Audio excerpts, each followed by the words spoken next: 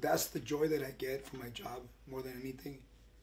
Is just seeing young men grow and change and become young adults, and hopefully you can give them one sense of wisdom, one thing that they listen to. I mean, God knows I give them more than anything. Keep telling them and telling them, and if one little thing goes through, then I know that I did my job.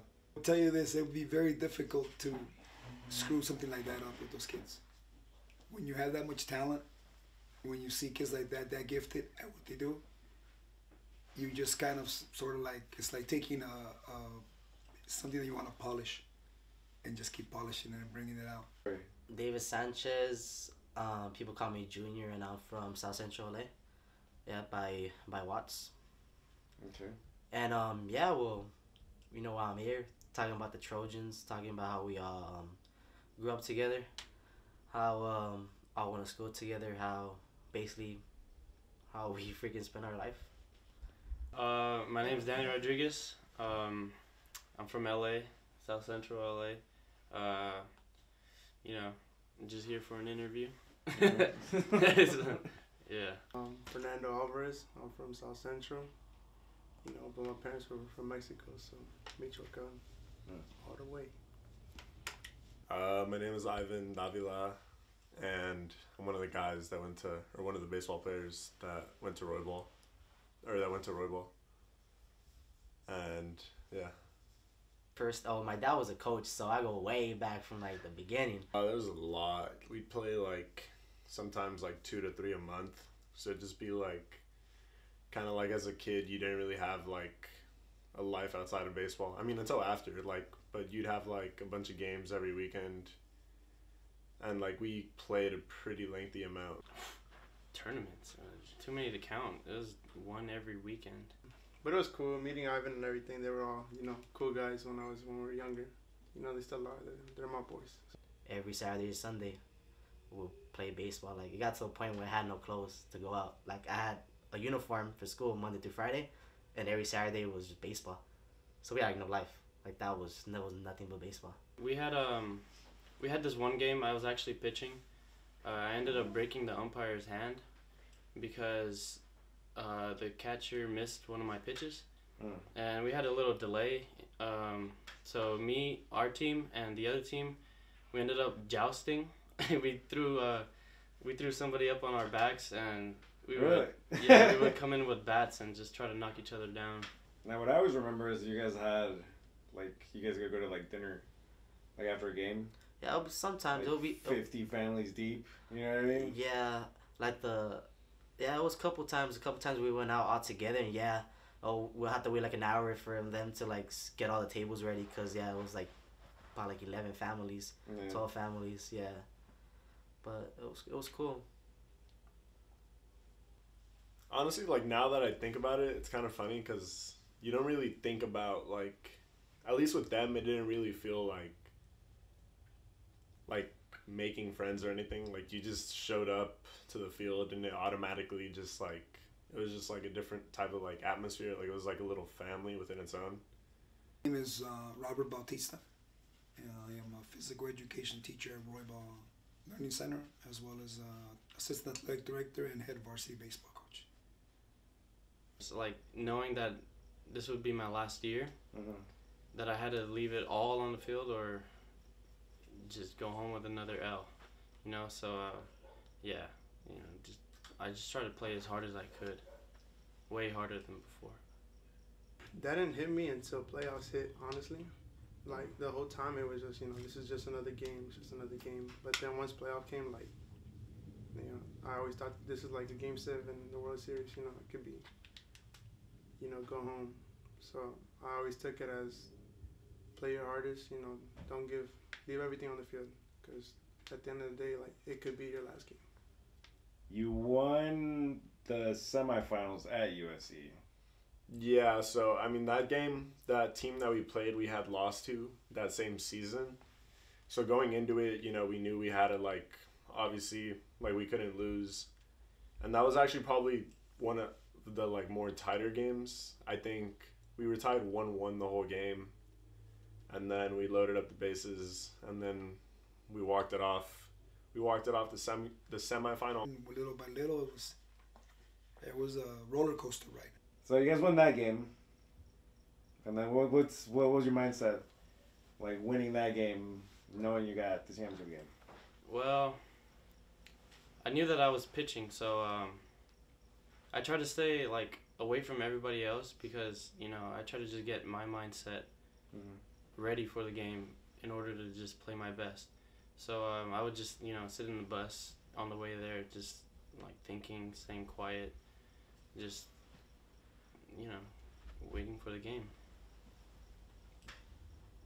So I was catching Danny that game, and it had felt like exactly like the year before. We were playing the same team, except now it was in the championship game. And I was just getting him ready for the game. It was exciting, warming up and everything. I was ready. I had game face and everything. Everything was serious, no jokes, no nothing, just all baseball. I don't think you had anything done that day. No. I think you get to school and I was teaching my PE class and I was saying exercises and then go play basketball. And I started working on my lineup. I remember we had scored first, and then from there I was just like, okay, it's going to be a good game. And then I think they had answered back, and the whole game it was just going back and forth. And then they took the lead by a couple runs. A little hit here, a little hit there, and before you know, I looked up and I said, "Man, it's 5-2." Our shortstop. Shortstop? Yeah, he gathered all of us up in the dugout and gave us a long speech, saying, like we've been through this before. We can do it. Mm-hmm. We just don't want to lose this one because this one was the one. In the dugout, I was just feeling like, this is my last like high school game right here. Like it's really about to go out like this. And then it almost felt like it wasn't real, like you had worked all these 4 years just to leave it at that, like not even get to graduate with the ring. And then slowly we kind of just started answering back. Yeah. And then we came up and tied it 5-5. And the last bottom of the sixth had to keep them at actually bottom of the seventh, I believe. I had to keep them down to 0 without scoring, to give us a chance to take the lead. And he went out there and pitched well. He got a couple of hard hit balls, but they were at people, and we made plays on them. And then we nibbled back. A couple of hits here and there, a couple of bounces. The shortstop kind of snagged on a ball one time on the floor. And before you know it, it was like, whoa, we're back in, we're 5-5. We tied it. Their pitcher started being a little more wild, and he was a little fatigued because he was pitching for a while. I noticed that their pitcher, we have been having good at-bats, great at-bats. That's what I was telling the guys all the game. I go work the at-bats, 4 pitches, 6 pitches, and I knew his pitch count was going up, and they kept saying his pitch count. And then I heard over the PA 110, and I go, we got him out. And we knew that if we got to the second guy, he was nowhere near as their best pitcher. And we know that the next guy they brought in was a 9th grader. We knew he was going to be ruffled. He was going to be, he wasn't going to be as composed as a senior. At that moment, it just became fun. And then when they when they took their pitcher out to put this other kid in, that's when I knew we had won it. Yeah, that's the one I knew. But why? What told you I was just watching his warm up pitches, and I was up to bat. Mm-hmm. I was like, man, I could score him right now and win it all. But as soon as I step in the batter's block, they intentionally walk me for Fernie to go up to bat. Ooh, that was tough right there. So it was bases loaded, 1 out, scores 5-5, and we were home. So if we scored, we won. It was a new pitcher, so I stepped up to the plate knowing that I just had to make contact, hopefully make something out of it. I think Fernie was really, I think it was like the most patient I've ever seen him, Like usually he would just swing at basically anything. Mm-hmm. But that time he was like, I saw it in his face and his like stature and all that. He was just he was just ready. And they threw a ball pretty close, but like I thought he was gonna swing at it, but it was a ball, and he didn't swing, and I was like, okay, something's up with Fernie now. And first pitch was a ball that was inside and low. It did look good. I'm pretty sure if I would have swung at it, it probably would have been a ground ball to third, made it a double play. But I stayed calm, took a deep breath, and took it. It was a ball. Then like the next pitch, you know, they bring him outside fastball, and he just takes it oppo for a sacrifice fly. I saw him hit it, and at that point, like once he made contact, I knew like it was game over. Next pitch, it was 1-0, and I don't know, something just hit me, so he threw a fastball outside, and I just took it the other way and hit it pretty deep to center field. And then when I see the ball go up, I said, no. I looked at Robert, a freshman that we had in the running, and I said, tag. I pointed at the base, said, tag, come back. And I remember, for a second, I thought he left too early. Just from the back of my mind, I said, damn, did he leave too early? And he takes off, and there wasn't even be close. I can have a play on him. He slides through, and I turned to the fans, and I just lost it.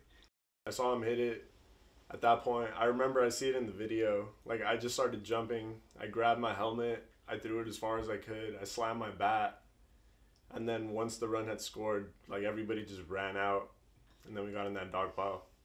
I saw the pile and I said, don't go there. And I went there and they told me. Yeah, but watching him slide at home, throw his helmet, and everyone's running at me, it was a cool moment. Yeah. What do you remember most from that? Yeah, being under the dog pile, I couldn't breathe. I couldn't breathe. And then watching the video, watching Coach run with his hands up, that was pretty funny.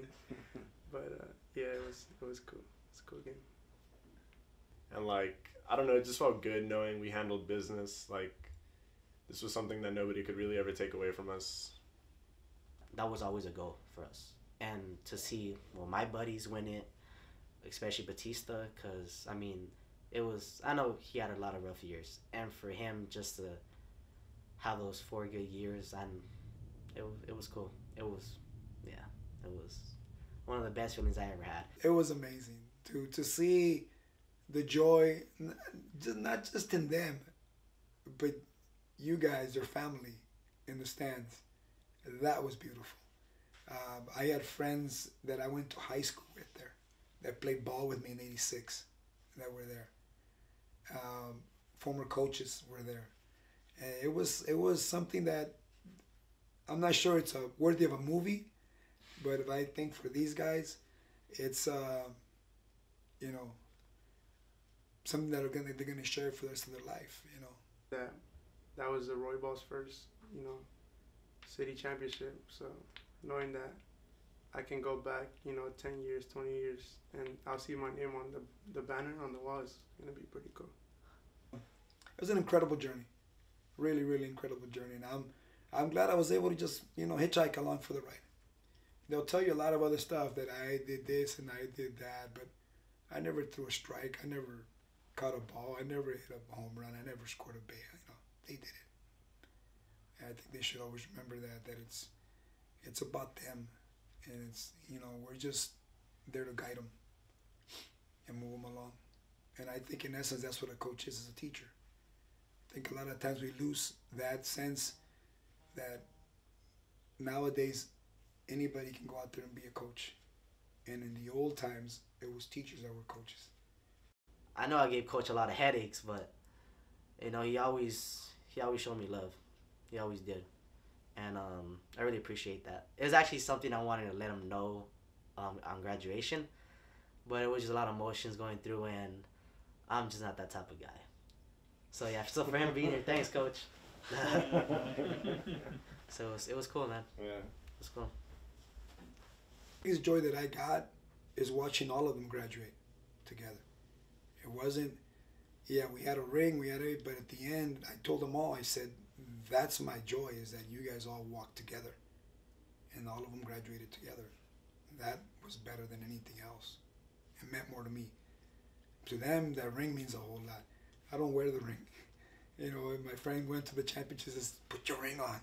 I've never been like that. I don't partake in that. It's just, it means something. It's great, but I take more pleasure in the fact that they all went through high school and they graduated together. You know, like, that's one thing I could say about Batista. Like, he always just had, like, really good, like, either motivational speeches or, like, just the certain, like, the right things to say at the, like, the right times. And he's just a humble guy. Like, we could be kicking ass, but he always like, hey, remember, we still got one more game after this. It's always, we're always ready for the next one, always. Like, it's never over. And, well, yeah. That's it, right? Yeah, very good, man. Yeah. Hey, Appreciate thank you, it. man. Dude, that hit hard, man. Because when it's gonna be the last one, it's gonna hurt, right? It's gonna Like crazy. Yeah. Franny's the last one. Oh, and Coach. Ivan, what And about I think Ivan? so I got to be more. What about, oh, I